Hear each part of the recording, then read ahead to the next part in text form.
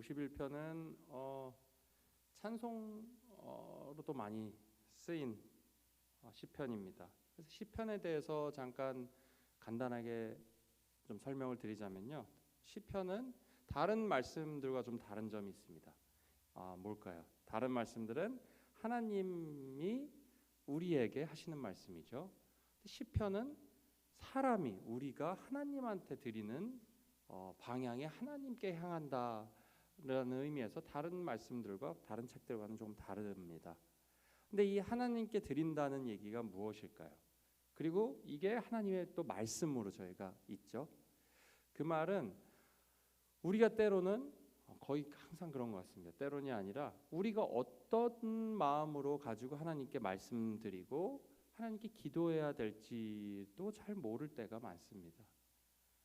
그래서 이제 하나님이 우리한테 우리의 마음과 어떤 식으로 하나님한테 나아가고 기도해야 될지를 또 가르쳐 주시는 시편을 통해서, 시편의 기도를 통해서, 이것들은 다 기도문입니다.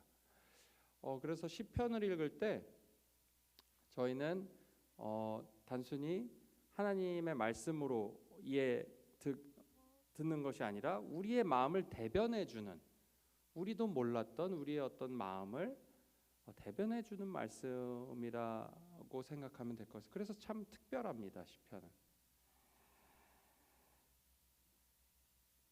오늘 시편 51편도 예외가 아닙니다. 네, 51편은 이 위에 인스크립션이라 그러죠. 그 위에 보면 뭐 다윗이 밧세바를 범하고 나서 나단 선지자한테 이제 혼나고 이제 정죄를 받고 나서 쓰여졌다고 돼 있습니다. 근데 꼭 다윗뿐만 아니라 당연히 우리에게도 당연히 적용되기 때문에 하나님께서 우리가 읽길 원하시고 이렇게 기도하길 원하신다는 거죠. 자, 오늘은 좀 무거운 주제일 수도 있지만 우리한테는 꼭 필요한 이야기고 필요한 말씀이고 또 우리를 자유롭게 하고 우리에게 큰 위로가 되는 말씀이기도 합니다. 회복의 말씀이기도 하죠. 하나님이 원하시는 것은, 오늘 51장을 통해서 하나님이 원하시는 것은 우리가 스스로의 죄악을 마주했을 때 하나님이 우리가 하길 원하시는 것입니다. 우리 스스로의 죄악을 우리가 마주했을 때 하나님이 우리에게 하기 원하시는 것. 첫 번째는 세 가지로 오늘 말씀을 통해서 알 수 있습니다. 첫 번째는 나에 관한 것입니다. 그리고 두 번째는 하나님에 관한 것이고 세 번째도 하나님에게 드리는 것입니다. 자, 차차 하나 보려고 합니다. 근데 그 전에 지금 우리가 스스로 죄악을 마주했을 때라고 했는데, 그 스스로 죄악을 마주한다는 게 뭐죠? 보통 죄악에 무뎌질 때가 언제일까요? 특별한 날이 없습니다. 항상 무뎌져 있습니다. 우리는 특별히 죄악에 더 묻어지는 날이 없는 게 문제예요. 우리는 항상 죄악에 무뎌져 있죠. 우리가 우리 생각에는 나름 잘 살고 있다고 생각을 합니다. 나의 생각대로 일이 잘 풀릴 것 같을 때, 그리고 아무도 나에게 뭐라 하지 않는 삶을 살고 있을 때, 그리고 다른 사람이 어떤지 크게 신경 쓸 필요가 없을 때, 이럴 때가 사실은 행복하고 평안한 삶처럼 보이기도 합니다. 하지만 그렇지가 않습니다. 이 시편을 쭉 보면은 한 가지는 분명해요. 삶에 계속되는 문제와 고난과 고민, 무엇보다 내 자신과의 싸움이 계속되고 있다는 것입니다. 죄와의 싸움, 다른 사람의 죄와의 싸움, 내 자신과의 싸움. 하지만 그럼에도 불구하고 우리에게 소망이 있다. 여호와 하나님이 계시기 때문에 우리는 낙심하지 말고 소망이 있다라는 게 전체 시편의 큰 맥락입니다. 공통점이죠. 그러니까 우리가 얻는 평안은 나한테 아무도 뭐라 그러는 사람이 없어. 그리고 내가 걱정할 게 사람들 눈치 볼 필요가 없어가 아니라 누가 나한테 뭐라 그래도 괜찮은 겁니다. 내 마음에 죄에 대한 인지와 그것에 대한 소망을 가지고 하나님에 대한 소망을 가지고 사는 것. 비록 내 삶은 비참하고 어리석은 행동의 연속이고 실수투성이인데도 불구하고 소망이 나한테 달려있는 것이 아니기 때문에 하나님께 돌아가고 하나님께 모든 것을 의지하는 삶, 이것이 바로 평안한 삶입니다. 성경에서 말하는 절대로 문제없는 삶이 크리스찬의 삶이 아닙니다. 약속하신 삶이 아니에요. 문제없는 삶은 어떤 삶이죠? 우리 생각에 내가 컨트롤해서 문제 생길 만한 걸 내가 보지 않는 삶, 거짓말 같은 삶입니다. 사실은 문제가 없는 사람은 없습니다. 단 한 명도. 하나님이 그렇게 만들어 놓지 않으셨고 하나님이 만들어뒀다고 하시기는 그렇죠. 이 죄악돼서는 그렇게 사는 것이 불가능한 것이죠. 그럼 내 죄악을 그러면 언제 마주하나, 이게 굉장히 중요합니다. 이 오늘 다윗의 고백에서도 알 수 있듯이 내가 죄악 중에 출생하였다. 내 어머니가 죄악 중에 나를 낳았다라는 얘기가 뭘까요? 이 아기가 죄가 있을까요? 그러니까 지금 죄를 저지르긴 했지만 우리가 생각해야 될 것은 성경에서 말하는 죄악은 우리가 무언가를 잘못했기 때문에 죄인이 아니라는 거예요. 우리가 죄인이기 때문에 자꾸 잘못한다는 겁니다. 큰 차이가 있습니다. 우리의 마음속 뼈 깊은 곳까지 태어날 때부터 가지고 있는 죄성 때문에 자꾸 죄를 짓는다는 거예요. 관계의 문제, 인생의 여러 가지 문제들 다 죄악 때문입니다. 우리가 그것이 펼쳐질 때 우리 삶 속에서 관계의 문제, 특히 더 적나라하게 우리의 죄악이 드러날 때죠. 관계의 문제. 나와 같이 가장 친한 사람, 가까운 사람과의 관계의 문제. 꼭 그렇지 않더라도 조금만 친해지려다가 다시 서로 돌아서게 되는 이런 문제들 있죠. 다 관계의 문제들이 다 죄악 때문입니다. 사실 그게 누가 특별한 죄악을 짓지 않아도 자꾸 관계 문제가 생기는 것은 우리가 죄인이고 죄성이 있기 때문에 그렇습니다. 마틴 루터도 이렇게 얘기를 했어요. 그러니까 뭐 그 사람이 말한 그대로 말하면 라틴어로 얘기했죠. 그 사람은 simul justus et peccator 이런 얘기를 했어요. 이게 무슨 뜻이냐면요. righteous, 의로운데 동시에 죄인이다. 의로워졌는데 여전히 죄인이다 라는 얘기죠. 우리가 죄악을 이렇게 마주했을 때는 문제가 생길 때 우리가 죄악을 맞이하게 되는 것이죠. 그리고 그것이 그렇게 나쁜 것이 아니라는 것입니다. 사실은 물론 안 좋죠. 절망이 되죠. 슬픔이 있죠. 상처가 있죠. 하지만 그때 어떻게 하느냐, 하나님께서 원하시는 것이 우리에게 무엇이냐 라는 걸 아는 게 중요합니다. 대저 나는 내 죄가를 아오니 내 죄가 항상 내 앞에 있나이다. 이걸 깨닫는 것이죠. 나의 실제로 상태. 이 미국 한 프로그램에서 흉악범죄, 미국에서 흉악범죄들 특히 연쇄 살인범 중에 몇 명을 이제 가서 지금 복역하고 있는 사형을 당하지 않고 복역하고 있는 사람을 몇 명 찾아가는 그런 프로그램이 있습니다. 가서 물어봤는데 대부분의 사람들은 정신이 말짱해요.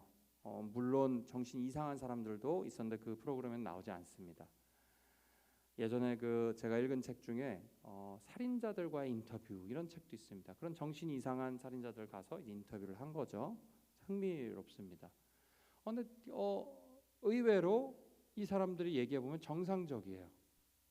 정상적이고 의외로 몬스터 같지가 않습니다, 여러분. 그게 참 무서운 거예요. 우리가 일반 사람이 범죄를 저지르기 전에도 아무도 옆에서 범죄를 저지를 거라고 예상한 사람이 없었어요. 너무 오히려 착하고 겉으로는 아주 친절한 사람이었습니다. 친구였고,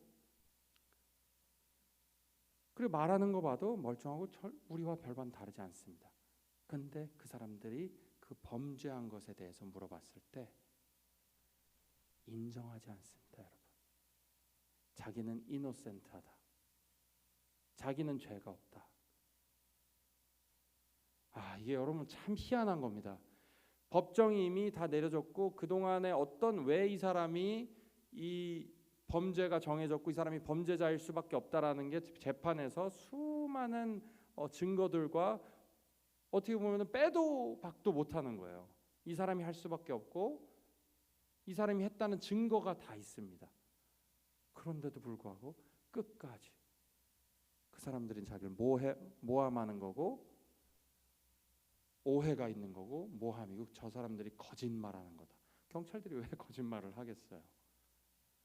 그리고 끝까지 그 자기 죄에 대해서 고백하지 않고 끝까지 미안하다는 소리를 하질 않습니다. 한두 명이 그런 게 아니에요. 많은 사람이 그래요. 자기는 억울하다입니다.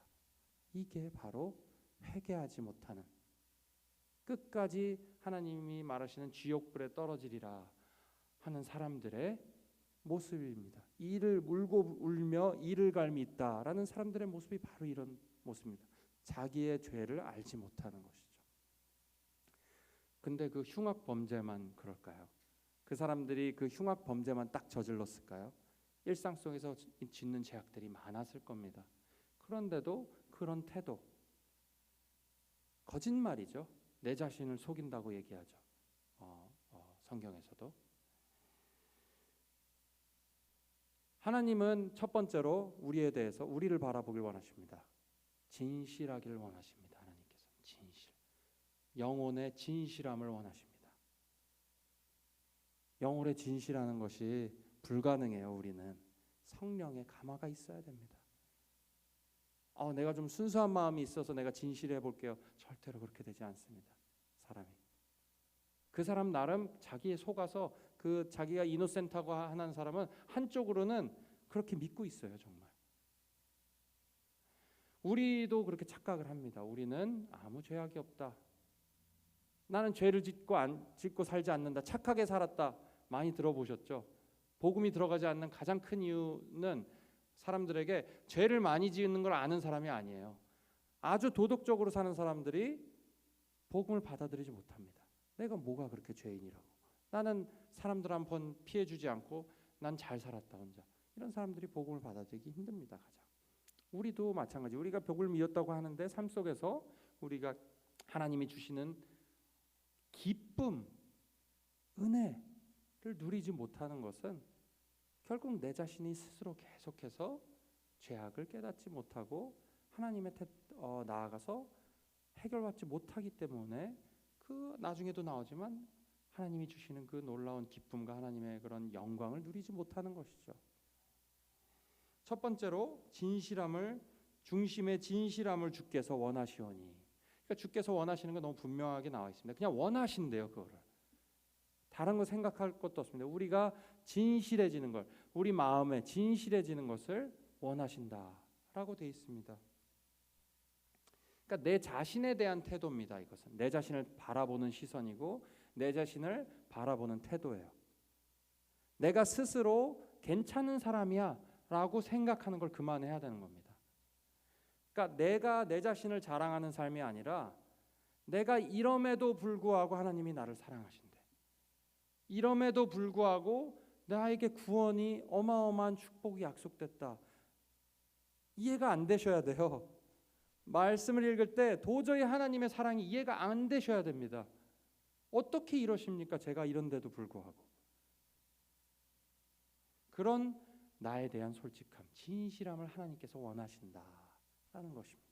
두 번째로는 하나님께 드리는 것입니다. 방금 첫 번째 거는 나에 대한 솔직함, 진실함이고 두 번째는 상한 심령이라고 되어 있어요. 상한 심령을 하나님께 드리는 제사라고 되어 있습니다. 제사.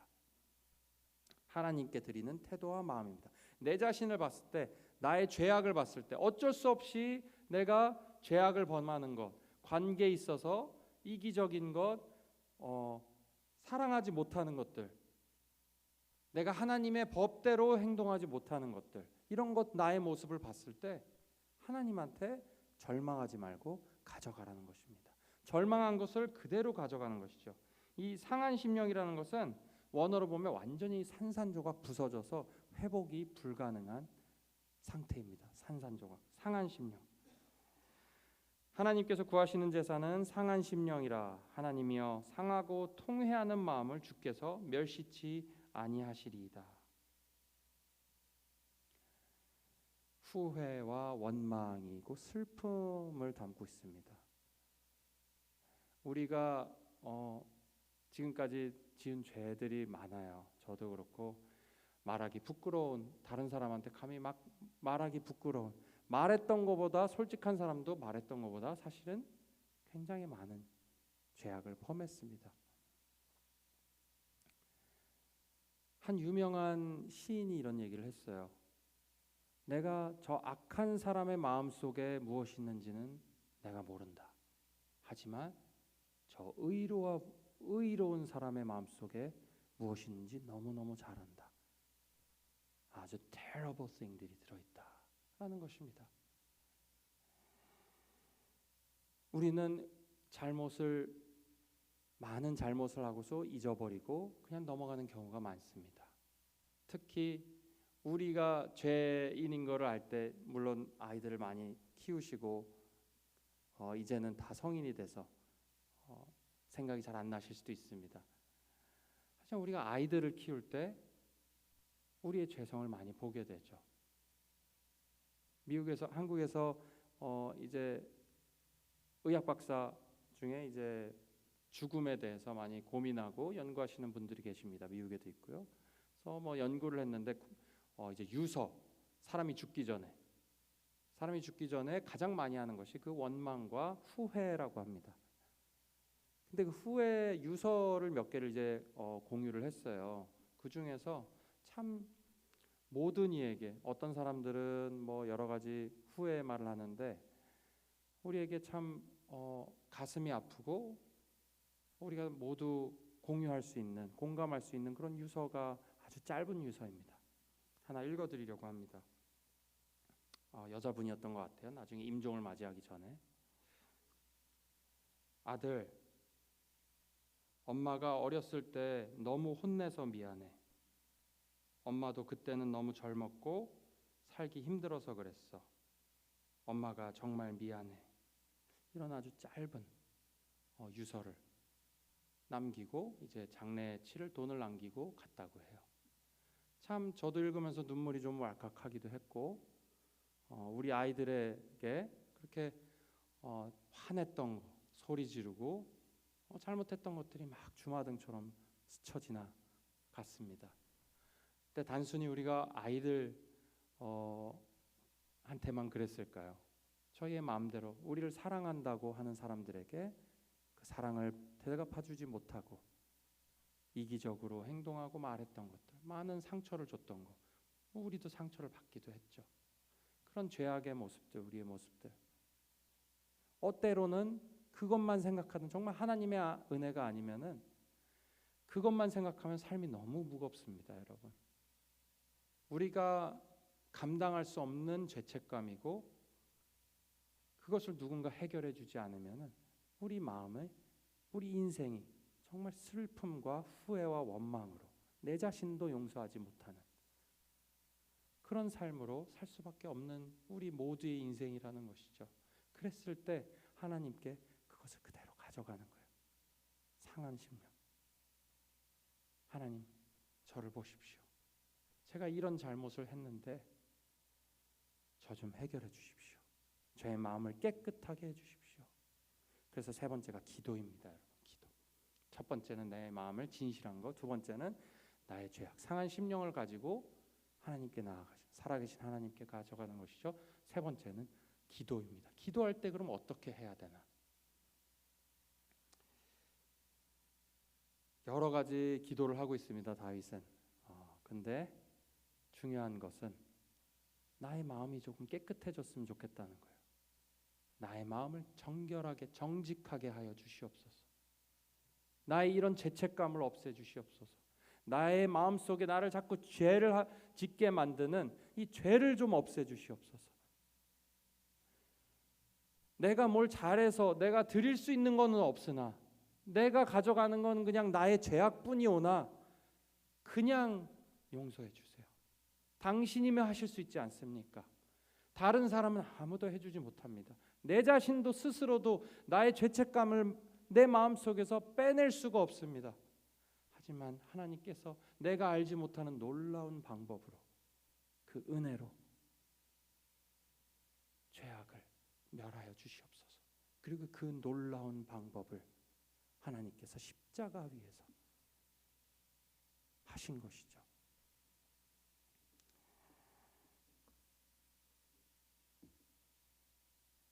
나로 8절에 보면 나로 즐겁고 기쁜 소리를 듣게 하사 굿뉴스죠. 굿뉴스. 주께서 꺾으신 뼈로 즐거워하게 하소서. 주의 얼굴을 내 죄에서 돌이키시고 내 모든 죄악을 도말하소서. 하나님이여 내 속에 정한 마음을 창조하시고 내 안에 정직한 영을 새롭게 하소서. 이것이 기도였습니다. 소망의 기도였어요. 미래의 일이었어요. 언젠가는 그렇게 해주시옵소서. 우리한테는 현실이 됐습니다, 여러분. 누군가의 대신 희생으로 우리가 다 알고 있죠. 그리스도의 희생으로 인해서 다윗에 된 소망이었습니다. 미래에 언젠가는 내가 그렇게 되리라. 하나님은 그렇게 하실 수 있는 분입니다. 나의 뼛속부터 아주 나를 많은 인생의 트러블을 주는 이 죄악을 하나님께서 해결해 주시옵소서. 예수 그리스도 안에서 해결이 됐다는 거예요. 우리한테는 해결이 된 현재형입니다. 미래형이 아닙니다. 과거고 우리에게는 현재이죠. 계속되는 회복이 하나님께서 우리의 심령을 새롭게 하시고 정결하게 하시는 그런 놀라운 능력이 우리에게 어베일러블하다는 거예요. 우리가 우리의 죄악을 깨닫고 하나님께 상한 심령을 가져가고 그대로 가져가고 우리의 마음을 전결하게 해달라. 우리에게 기쁨을 저의 마음의 기쁨을 구원의 기쁨을 다시 회복하시옵소서. 기도할 때 하나님 살아계신 하나님께서 그렇게 해주시겠다는 메시지예요. 오늘이 이것을 시편이 51편에 들어간 이유는 바로 그렇게 해주고 싶으신 하나님의 마음이라는 걸 우리가 기억해야 합니다. 왜 마음이 굳어질까요? 죄악 때문에 그렇습니다. 내가 그냥 잊고 산 죄악들, 그냥 내가 스스로 괜찮겠지 하고 지나간 죄악들, 얘기하기 싫어 그런 죄악들 하나님께서 나한테 가지고 와라. 내가 다 씻겨주겠다. 오늘 이 하루, 오늘 이 아침에 기도하실 때 우리의 죄악을 더욱더 마음속에 깊이 깨달아지는 그런 은혜가 있기를 정말 하나님의 이름으로 축원합니다. 그리고 우리의 죄악이 더욱더 깊어질 때 하나님의 은혜가 더 깊어지고 우리를 다시 무죄로만 올려놓으신 것이 아니라 은혜 위에 은혜, 무죄, 지로로 그냥 아무것도 없는 상태가 아니라 마치 의로운 행에 산 사람처럼 완벽한 삶을 사는 사람처럼 우리에게 축복을 주시겠다고 약속하시는 그리스도를 봄으로 통해서 너희를 보겠다 하시는 약속하신 하나님의 마음을 또 한 번 더 우리가 마음에 새기고 그것을 믿고 하나님께 다 가져가시고 용서받고 평안을 누리시는 그래서 기쁨을 누리시는 우리 모두들 되기를 주의 이름으로 축원합니다. 저희 찬송가 오늘 1절이랑 마지막 6절 두 개만 부르고요. 그리고 기도하면 좋을 것 같습니다. 큰 죄에 빠진 날 위해 찬송하고 1절이랑 6절 첫 번째랑 마지막 절만 찬송하고 저희 기도하도록 하겠습니다.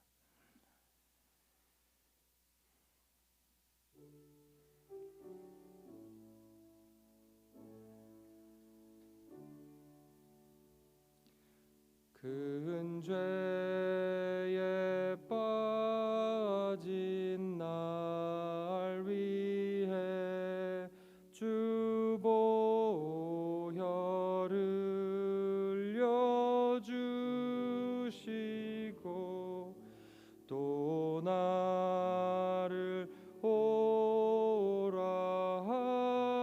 하시니 주께로 거저갑니다.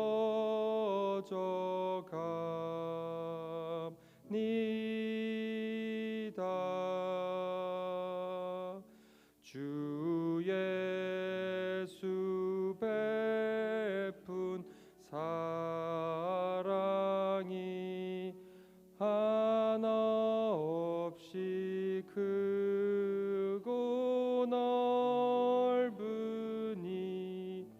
내 뜻을 모두 버리고 주께로 거저갑니다.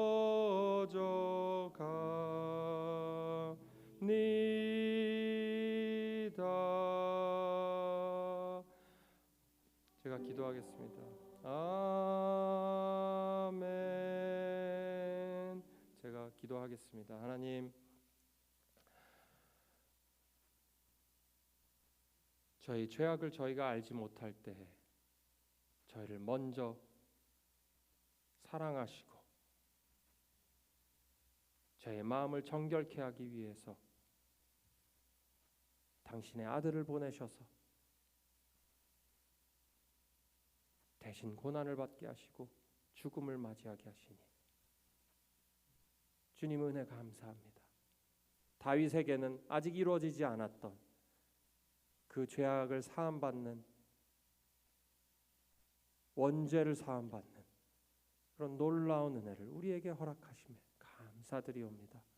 하나님, 우리는 죄인입니다. 아버지, 주님께서 의롭다고 하셨지만 여전히 우리 안에 죄악이 있고 죄악과 싸우는 것이 우리에게는 때론 버거울 때가 있습니다. 아버지, 주님께서 힘 주시면 우리가 못할 것이 없나이다.